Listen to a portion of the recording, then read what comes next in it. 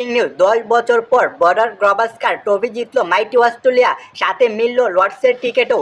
2014-15 মৌসুমের পর আবারও বর্ডার গাভাস্কার ট্রফি জিতল মাইটি অস্ট্রেলিয়া। ভারতের বিপক্ষে সিডনি টেস্টে জিতে বর্ডার গাভাস্কার ট্রফিতে 2-3-1 ব্যবধানে জিতল অজিরা।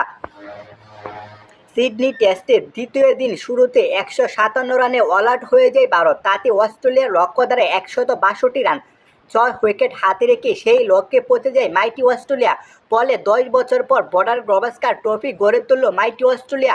তার পাশাপাশি দক্ষিণ আফ্রিকার পর টেস্ট চ্যাম্পিয়নশিপ ফাইনালে নিশ্চিত করল প্যাট কামিন্সের দল। সিডনিতে দ্বিতীয় দিনের নিশ্চিত হয়ে গিয়েছিল তৃতীয় দিনে চলে আসবে এই টেস্টের ফলাফল, আর তাই হয়েছে। দিনের শুরুতে ভারতের বাকি উইকেটগুলো দ্রুত তুলে নেয় অজি বোলাররা। তাতেই মাধ্যমে সবচেয়ে উজ্জ্বল ছিলেন অজি পেসার স্কট বোল্যান্ড।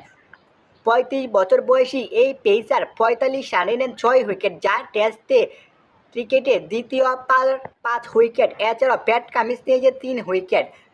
দক্ষিণ আফ্রিকার পর মাইটি অস্ট্রেলিয়া চ্যাম্পিয়ন ট্রফি ফাইনালে উঠে গেল। খেলাধুলার টুকরো খবর পেতে ইনসাইক্লোপিডিয়া স্পোর্টস নিউজটাকে সাবস্ক্রাইব করে আমাদের পাশে দেখুন। ধন্যবাদ এভরিওয়ান।